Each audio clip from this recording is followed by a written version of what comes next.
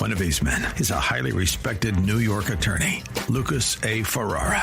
The other is a self-proclaimed man of the people, known as Mert Roberts. Their aim is to discuss the hottest issues impacting our city, state, and nation. Fasten your seatbelts. Shake It Off with Mert and Lucas, live, starts now on AM 970, The Answer.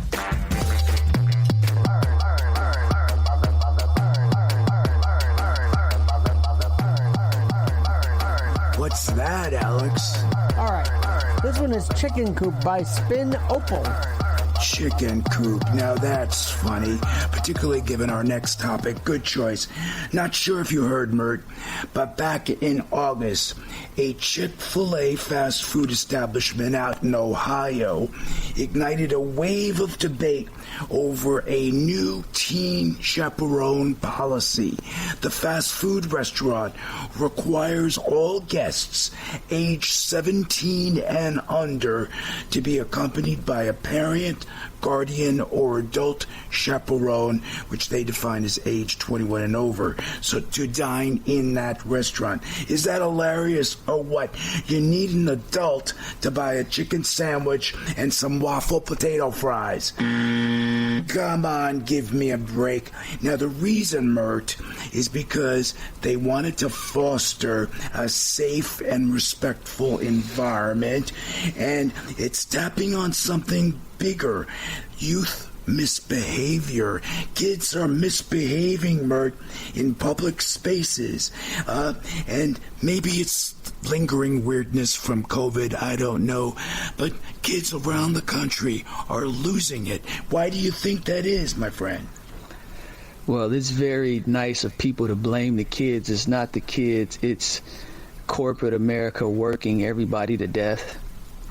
It's got mothers not able to raise the children. It's got fathers working 60 to 80 hours a week just to, survive and get to the next day and not have to be homeless, not have to, let your family starve. It's corporate America that has led to this, where children are basically watched by school, after school programs, and then they go home at the end of the day and you might get 2 or 3 hours with your kids. That's if they participate in anything after school, and then you have at least 5 to 6 hours where you have kids who aren't supervised. And let's not even talk about during the summer or during breaks when kids aren't in school. So I'm not blaming the kids. I'm blaming the environment that we all live in, where we have to work. And if you want to get anything that stands out, if you want to get a little bit more, then you're going to probably have to work even more just to do that. And everybody's going to say, well, that's the way it should be. Okay, if that's the way it should be, when kids go out there and they start tearing stuff up, don't blame the kids. Blame the countless hours you're making these people work, slave themselves, break their backs, just so they can put clothes and feed their children. There is no supervision anymore. For kids acting like animals in public places. That's not an excuse. That's a fact. That's a fact. It's not an excuse. That's the truth. That's the truth right there. What people are working too hard. Okay, people are working too hard. Parents are working too hard. Justification for your kids to act like animals in public spaces.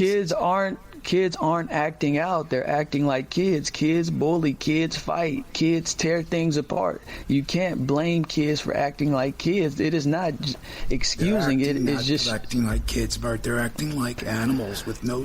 You want a kid to sit down and read a book and be quiet. That's not how kids are. I don't want them to knock things off a counter. Have you seen some of these videos? They jump on the counter, go into the kitchen, they throw things all over the place.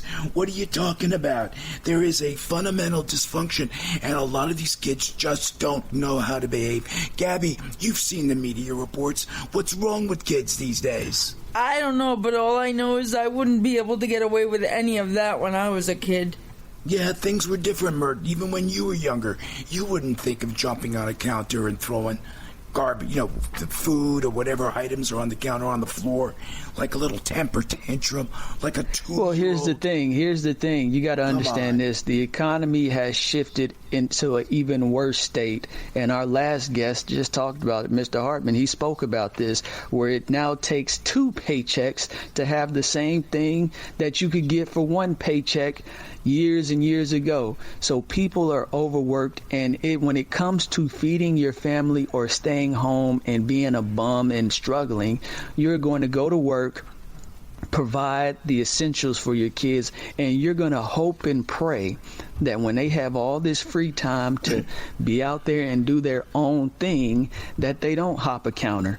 But you know, the reality is children will do whatever comes to their mind, because children have they tend to be poor judgments of what's really good and what's bad. They do what feels good. Well, look, I want that food. I think you're hitting a point. Teens have always pushed boundaries. Kids have always, that's sort of their job. But something feels different, Mert, okay? Let's say there's like a disconnect, there's a boldness. So what's going on? I think, and many experts agree, social media is a problem. Everyone is looking for their 15 minutes, Mert. They're all looking for that TikTok viral moment, and that quest is clouding their judgments. Because don't you notice a lot of this stuff, there's recordings and there's cell phone videos of all this nonsense.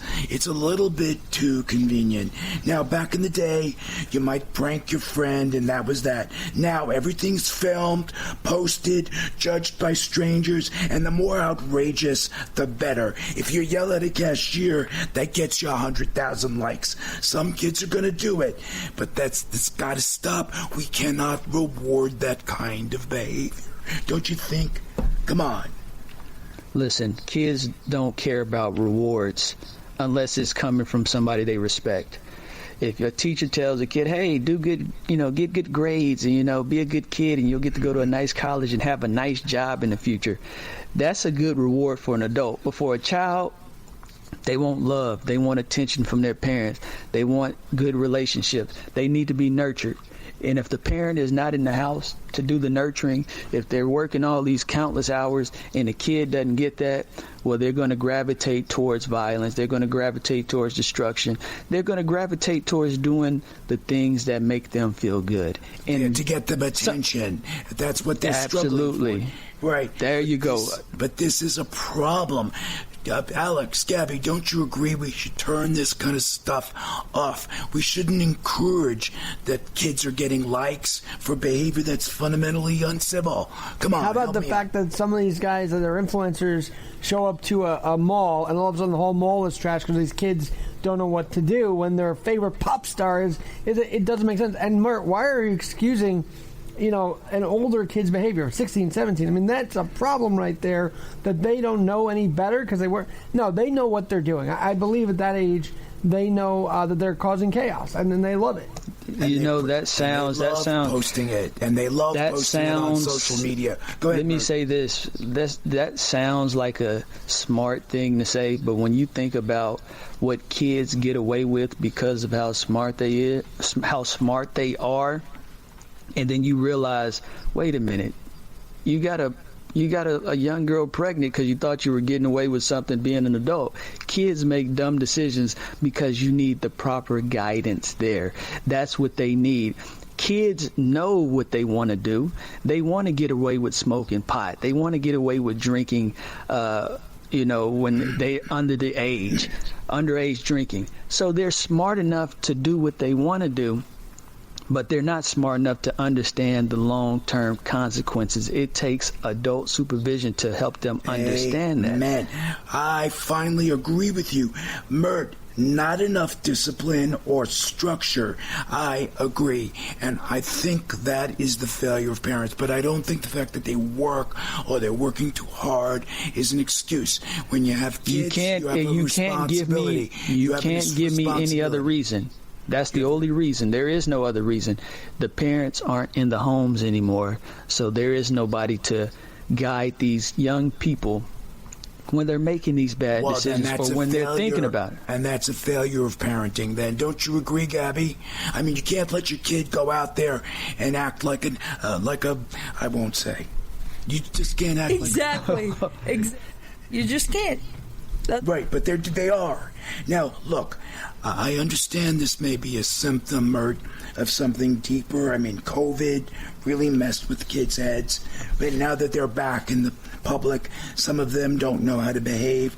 I get that. That's not their fault. But surveys and studies back up what we're talking about, Mert. Ready for this? And you touched on it. Kids strive in structure. According to Kids First Services, routines and boundaries help kids feel safe. Without them, anxiety and frustration spike. So it's this lack of parenting, Mert. It's this lack of structure that's causing this craziness. Now, research also shows that kids aged 12 to 17 benefit from clear expectations and adult guidance. And lastly, a 2024 study found that teens with consistent routine and adult supervision were 40% less likely to Whoa, engage you okay? in You need to risky catch your breath there? You okay? Yeah, but I'm saying, you need to get some water? So Let me here's say the bottom this. line. Here's the bottom line. Structure matters. And when it's missing at home, it spills into public places like Chick-fil-A. Go ahead, my friend. See, you just did something I just accused Mr. Hartman of doing. You just agree with me. In your notes there, whatever you're reading, I said you that. just Did I agree with you. It is didn't I say I all. agree with them? It is. You did. I did. It is Yes, all you did. I heard. about. Now, not It only is do I agree all- with you, Mert, I was giving you facts and figures to show how astute you were. Okay? There you go. Well, you know, facts and figures are usually a lagging indicator. I don't usually need the facts and figures. I can see what's going on in real time, and I see everybody working so hard. I see the culture. I see how people think.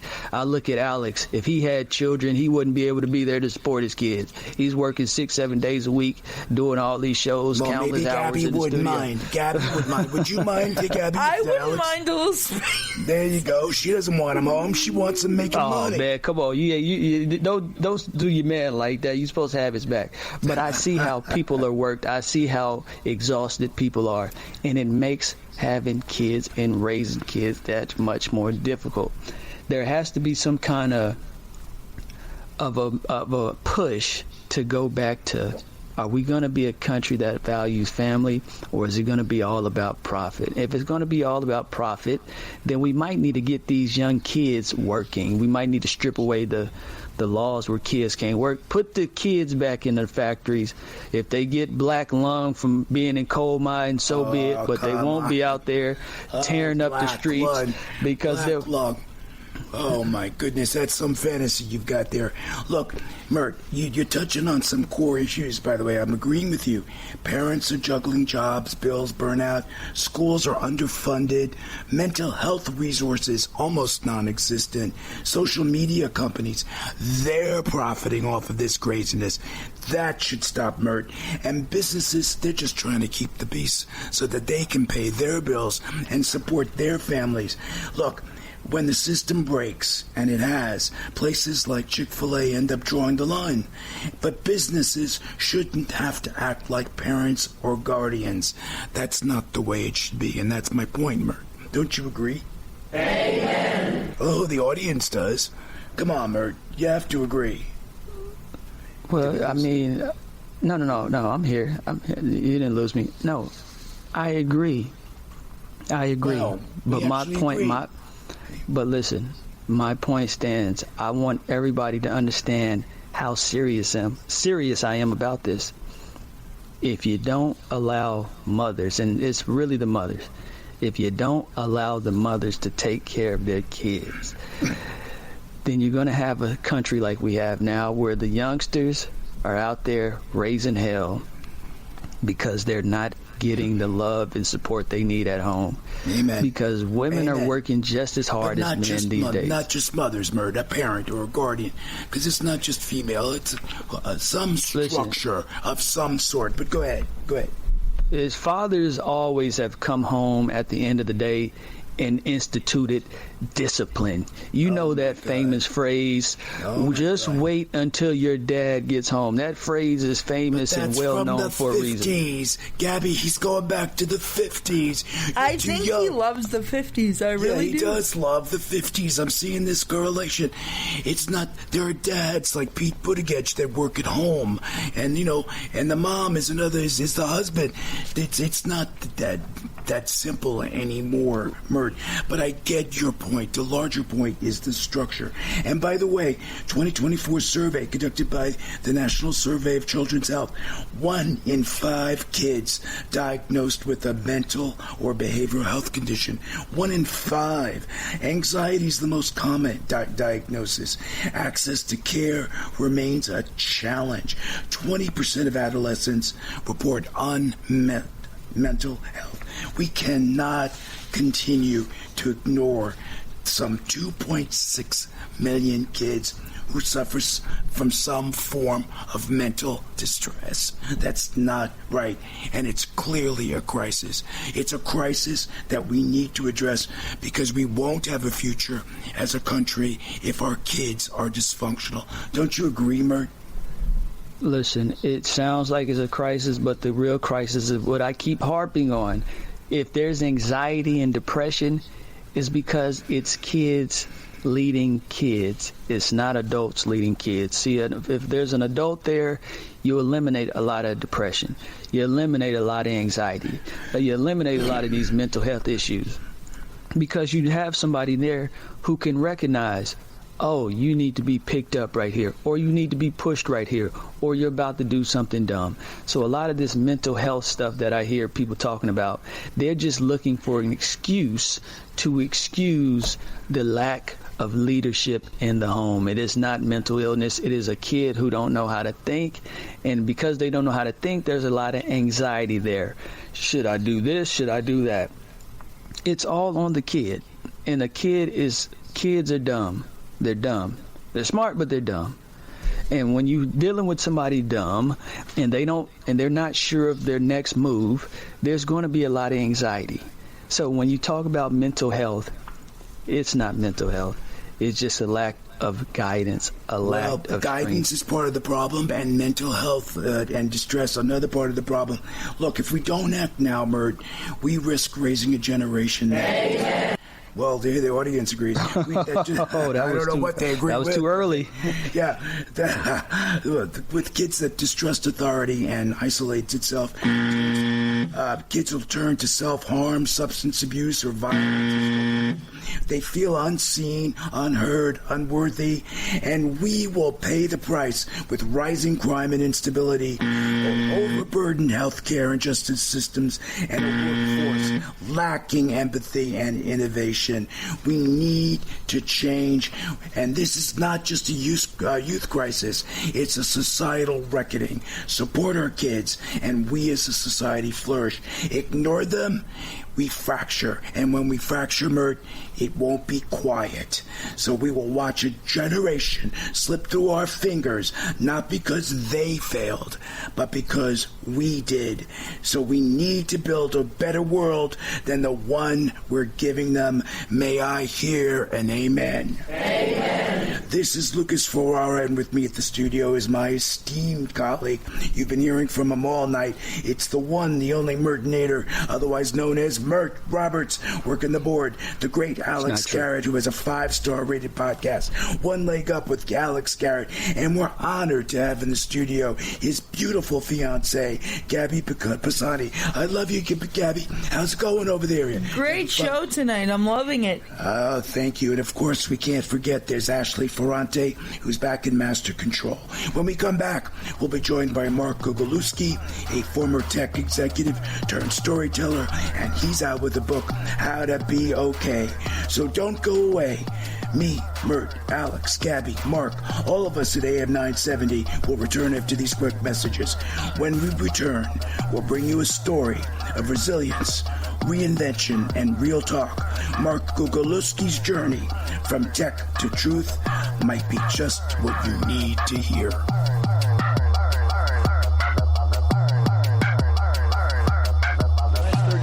Newman Ferrara, a New York City law firm, has evolved into a national practice focused on real estate, commercial, litigation, civil rights, class actions, and other complex litigation, representing many of the city's largest property owners, managing agents, and thousands of tenants. Newman Ferrara handles some of the nation's most significant class actions and civil rights matters. Newman Ferrara at 1250 Broadway in New York City. Go online to newmanferrara.com. That's newmanferrara.com. mypillow.com. Listen to the firm's name partner, Lucas Ferrara, every Saturday at 10 a.m. on Dottie Herman's longest-running real estate radio program, Eye on Real Estate on AM 970. A real estate lawyer for 35 years, Lucas is a professor at New York Law School and is also a published author with books on real estate and New York's landlord-tenant law. Tune in Saturdays at 10 a.m. to hear Lucas's unique perspective and advice on Eye on Real Estate. A large retail store just canceled a huge order, leaving MyPillow with a ton of extra MyPillows. That's their loss and your gain.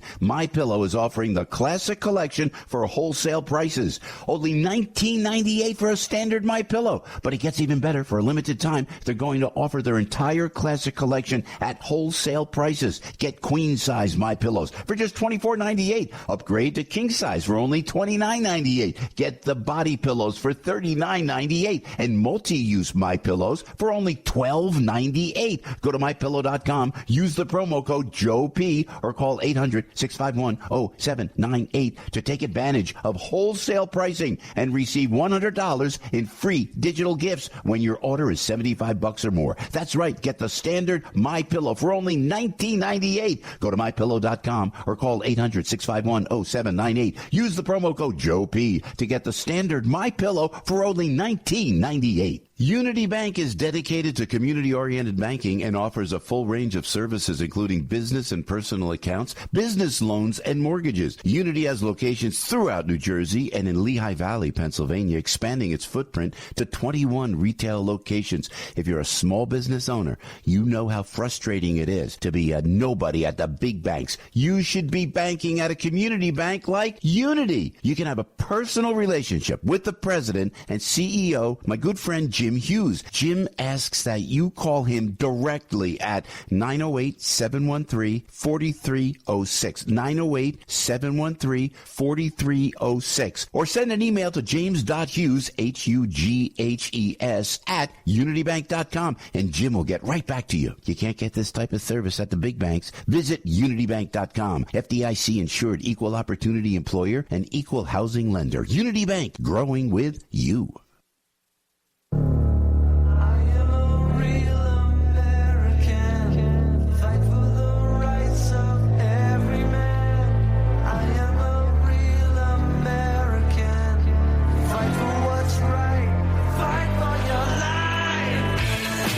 Welcome back to Shake It Off with Mert and Lucas, live on AM 970, The Answer.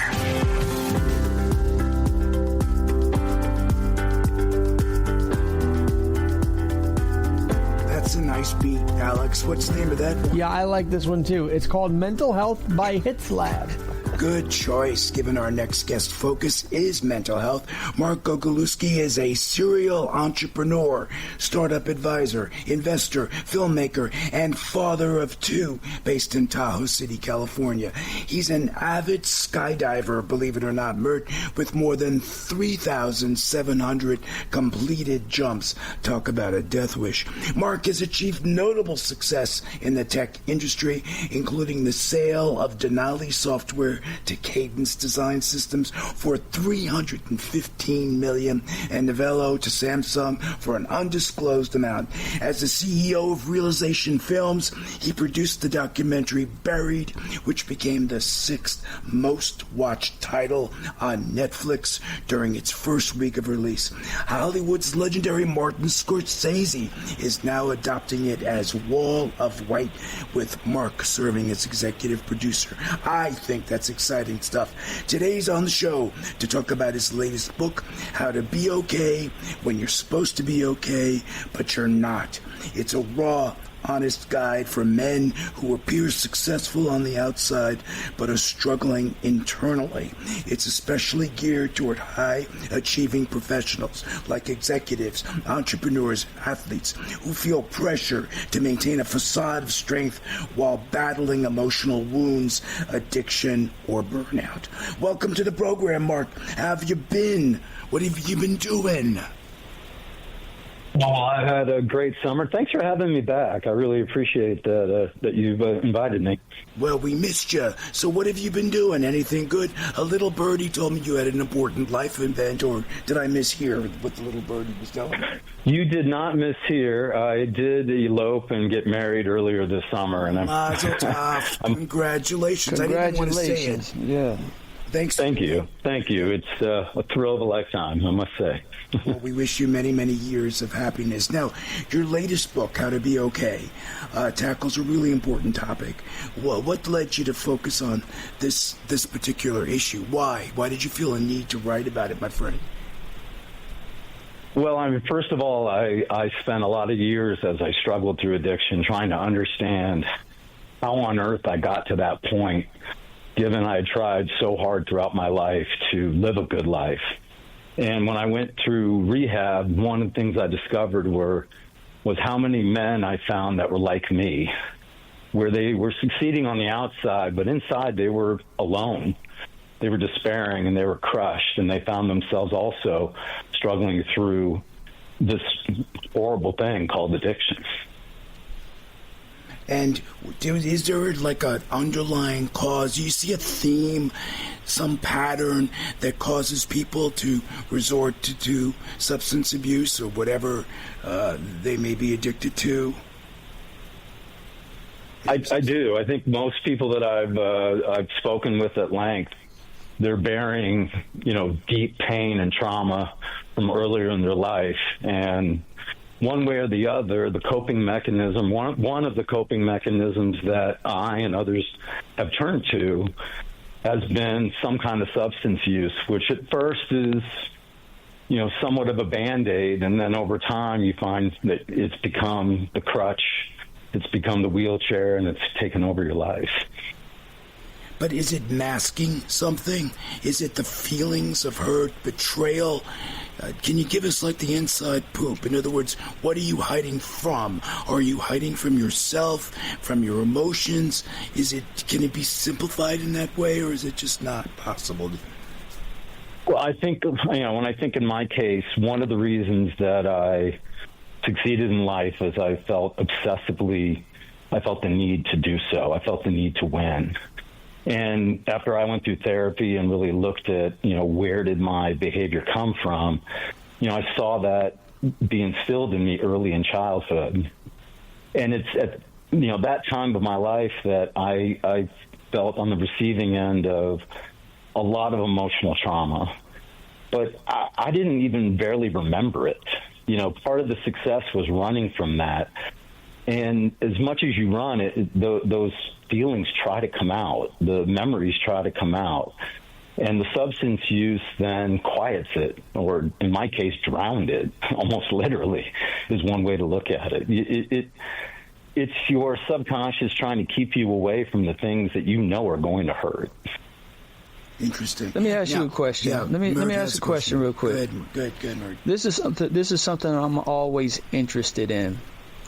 When people are explaining how they've been through stuff in life, is it ever okay to say, yeah, you've been through something, but it wasn't that bad? Is that ever okay to do? Oh, wow. Well, thankfully, I've never been on the receiving end of that. I've only said it to myself.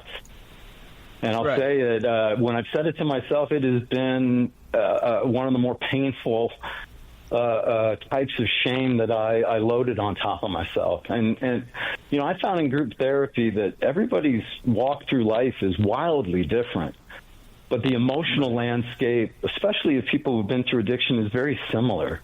Whatever happened to them didn't just bring pain, it brought guilt and shame. And it's that it isn't that bad is like shaming the shame. And I can understand why sometimes... please. The reason I'm asking that is because, some people will be like, man, my mom didn't let me have that video game. And they'll go steal the car and wreck it. And then you'll have somebody who says, I was getting beat by my father, so I took the car and I drove it and wrecked it.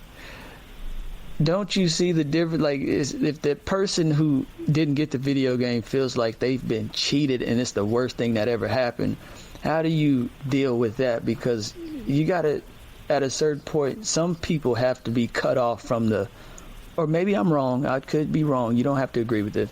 But I'm like, some people need to be cut off from the, you know what, I'm you know, being able to feel bad about themselves. And it's just like, come on, man, you're just a bad person right now. You need to think differently. What do you think about that? Because it sounds harsh what I'm saying, but I know a lot of people feel like that.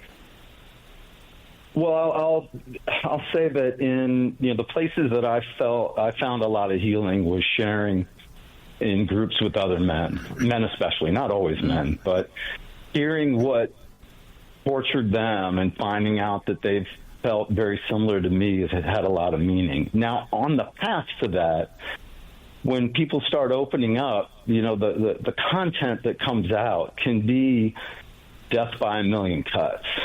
And so some of them can seem very, tiny, but that's because no one's gotten into what it's really all about. And so I think a certain patience now in this TikTok kind of world where we throw out every, let's say sometimes stupid thought that we have, I think we've become a little used to people sharing things that are on the surface obviously trivial. But even those people, you know what? That's very Yeah. intelligent what you said right there, that death by 1,000 cuts, because I didn't even take that into account. That's very brilliant what you said, because there is something to be said for people reaching a breaking point and snapping. And you don't know if it's, every day you wake up and you ask for a hug and you never get one. Now, the first time, if that happens once or twice, it's not so bad. But years and years, that could accumulate, and you could reach a breaking point. So that's very brilliant what you said. I didn't even take that into consideration, that maybe I should look deeper. And it might take some patience to get to that point to see. Oh, my God, patience. Patience and curiosity. Let's talk about one that we're all familiar with. The marital argument. We've all been there. I've been divorced once, and I never intended to. It's a great disappointment to me, especially as a father, that ever happened. But I remember the silly little thing that suddenly sparks the argument. But we didn't have my ex and I didn't have the collective skills and patience and curiosity to make it through that conversation. So, I even think of the TikTok people out there. There's a lot of them that are they're suffering way behind the scenes of that. And that little clip is just just one of those little cuts they're throwing out in the world, because maybe they just don't know what else to do. Right. But aren't we sharing a little bit too much on social media, Tom? Shouldn't they be more shouldn't they be more reflective rather than going on social media and, spilling the beans? Because it looks... Well, I would definitely recommend that. Certainly airing one's laundry on social media for all sorts of reasons doesn't do very well. No. I think, we can turn that around and see the desperation in it. But yeah, social media itself is... Well, it's a cancer and addiction all of its own, I'd say, and it affects all of us. I mean, even as an adult now, I struggle with not wanting my phone anywhere near me, but then panicking the moment I don't know where it is. No, I know. Talk about addiction. The cell phone's big problem. I totally agree with you. But I don't know what the answer is. I think structure, we were talking about earlier, structure is key. And I think kids need more structure. But, Mark, we have to go to a break. So have no fear. When we return, Mark will join us. In the interim, if you'd like more information about him, How to Be Okay is his book. Check out his website, Mark Gogolewski, markgogolewski.com. That's Mark Gogolewski. You'll also find the book on Amazon, wherever books are sold. Mark, Alex, Gabby, and I hope you'll come back right after this. When we come back, Mark will talk more about rebooting your life. No password required.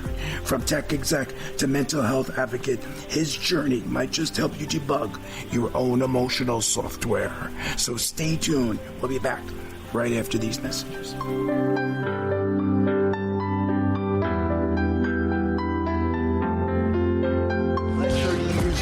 Ferrara, a New York City law firm, has evolved into a national practice focused on real estate, commercial, litigation, civil rights, class actions, and other complex litigation, representing many of the city's largest property owners, managing agents, and thousands of tenants. Newman Ferrara handles some of the nation's most significant class actions and civil rights matters. Newman Ferrara at 1250 Broadway in New York City. Go online to newmanferrara.com. That's newmanferrara.com. Listen to the firm's name partner, Lucas Ferrara, every Saturday at 10 a.m.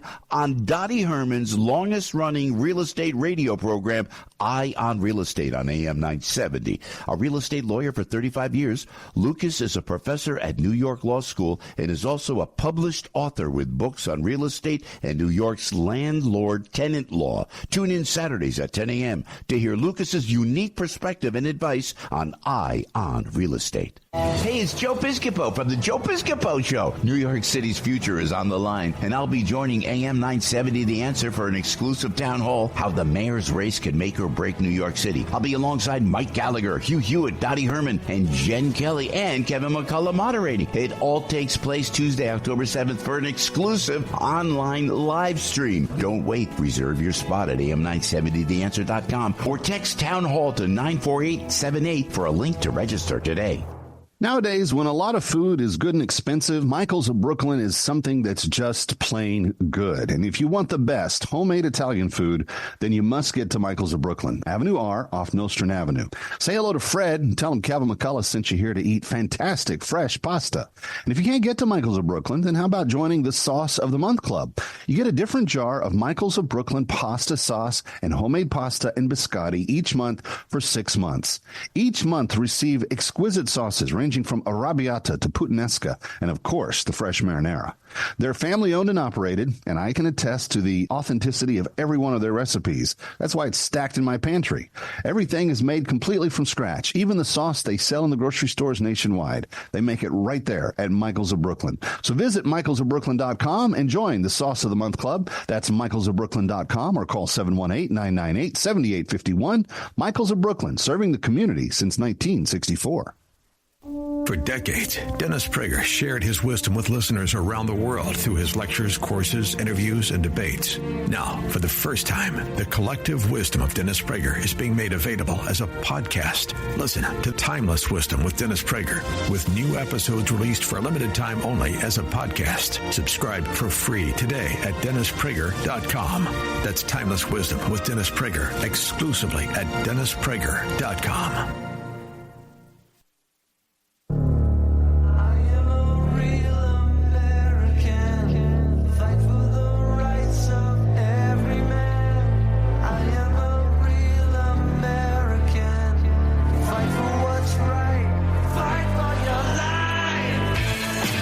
Welcome back to Shake It Off with Mert and Lucas, live on AM 970, The Answer.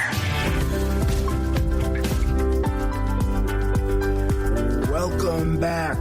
If you've ever smiled through a storm, told the world you're fine while quietly falling apart, this next segment is for you. We've been speaking with Mark Gogolewski. He's the author of How to Be Okay When You're Supposed to Be Okay, But You're Not. In it, he dives deep into his personal journey of addiction, mental health struggles, and recovery, especially as a high-achieving man who outwardly seemed to have it all. For more about Mark and his book, check out his website. That's www.markgogolewski.com, and that's Mark, GOGOLEWSKI.com. You'll find his book on Amazon, wherever books are sold. And of course, we'll have links posted on our website, ShakeItOffLive.com. Now, Mark, I know Mert has more questions for you, but let me get one in. You mentioned a silent struggle that many men experience. You talk about a burden of shame. Can you elaborate what all this entails, what it means, and how we address it? Well, for me and for men like me that I've talked to, addiction is also a reflection of turning our pain inward and holding it inward. Basically, we take out our struggle on life on ourselves. And as it gets worse, we do everything to hide it. We're hiding it because it's embarrassing, but we're also hiding it in a sense from ourselves because we don't want to admit that this is running out of control. And so the quiet desperation, I always think of the spinning plates on top of the poles. I mean, there's a certain aspect of that also limits our ability. It's already hard enough to open up to other people, but when opening up is to open up that you're ready to fall apart, that becomes almost an impossible conversation to have.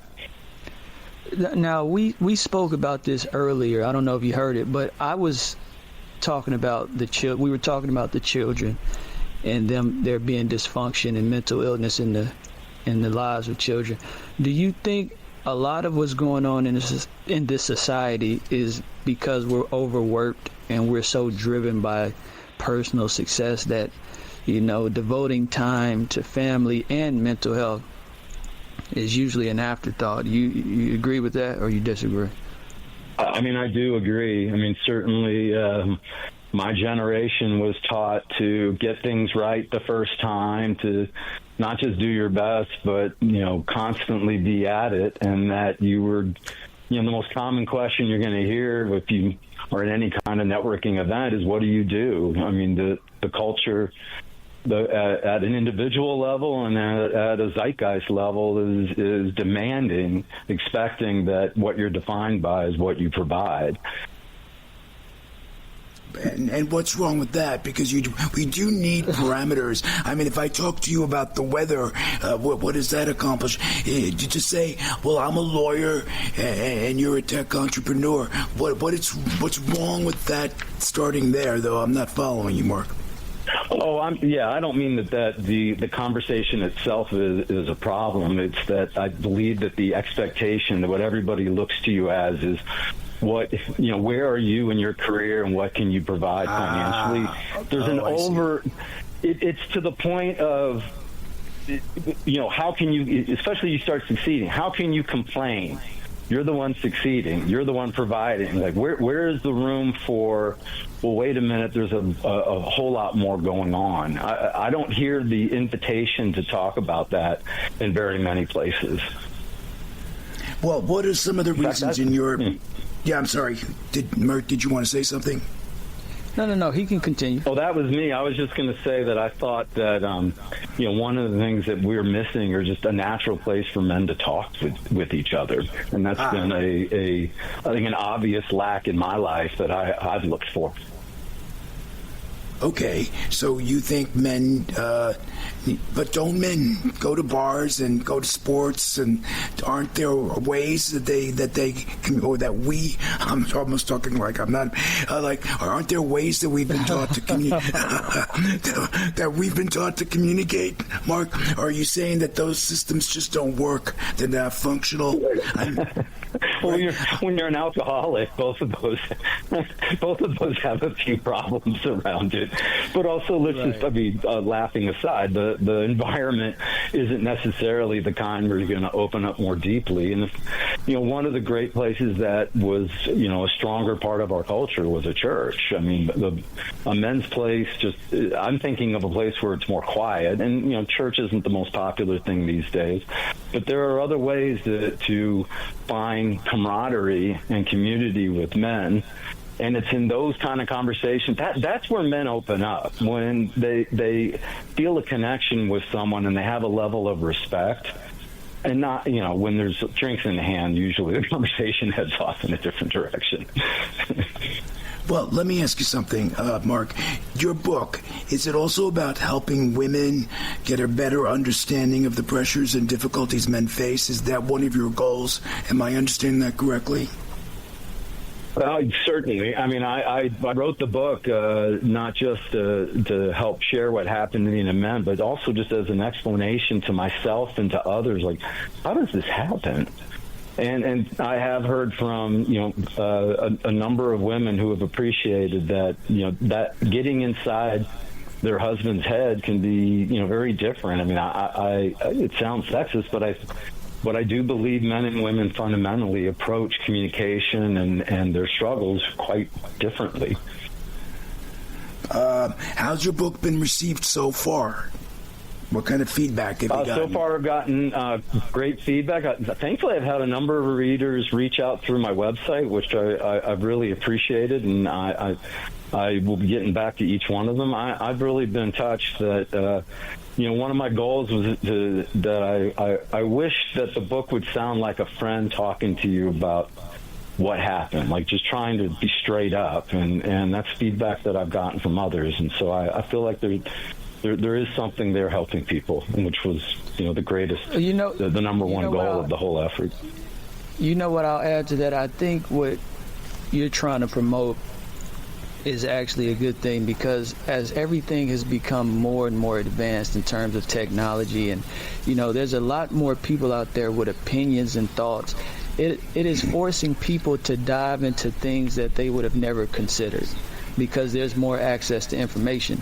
So if you have all this information and it's starting to affect how you feel about yourself, having a group of men, as you put it, to bounce your ideas off of would probably do a lot of good for a lot of people out there who have all these ideas about who they are and how the world is, and just to be able to share it and talk about these things with people and not have them in a situation where you have to display masculinity or be overly aggressive. I think that would be very helpful. And it's no surprise that the book is doing good, because I think a lot of people would hope that could be something they could take advantage of. Hey, Mark, in the final minutes, is there one key message you would like our listeners to remember from our conversation? What would that be, or about your book? What would be the key message? I would say to everyone, men and women alike, you are not alone.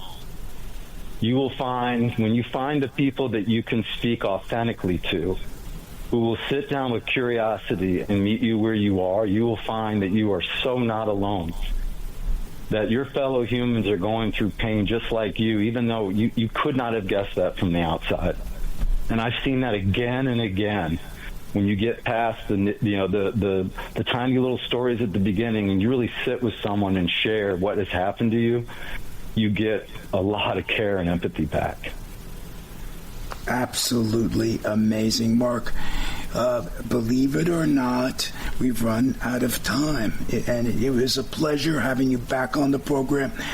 Would you mind coming back again in the future? Because this conversation, I think we could go on for hours. It's always a pleasure to learn more about Mark and his book, How to Be Okay When You're Supposed to Be Okay, But You're Not. Check out his website, please, www.markgogolewski.com. How do you say your last name, Mark? Because I've been killing it, I think. You got it, Gogolewski, and thank you for spelling it, because I'm sure the listeners have no idea how the heck you'd spell that. Because I was saying, I doubt anybody could spell it, and it's Gogolewski. You'll also find his book on Amazon or wherever books are sold. And of course, Mark, we'll have links posted on our website, shakeitofflive.com. You were amazing. And Mark, you are loved. Thanks for coming on. It was an absolute pleasure. Well, my friends, that concludes show number 65. May I hear an amen? Amen. Hey, Mert, what do you think? 65. Is it going good or what? Well, it's going great. The conversations are getting better, and the guests are getting better, because we had one of the biggest, if not the biggest, progressive radio personality in the history of this country on with us today. Yeah, amazing, right?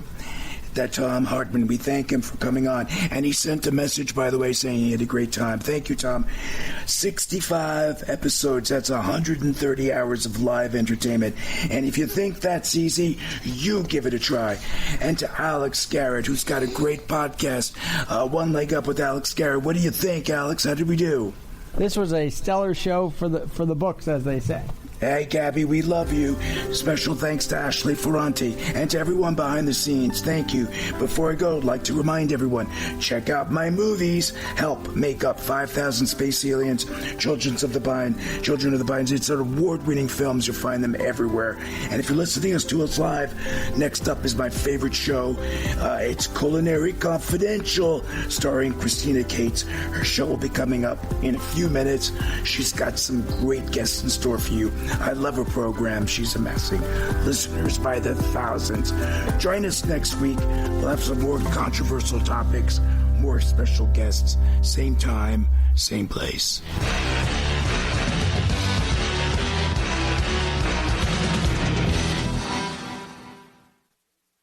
The preceding program is sponsored by Shake It Off Live, LLC.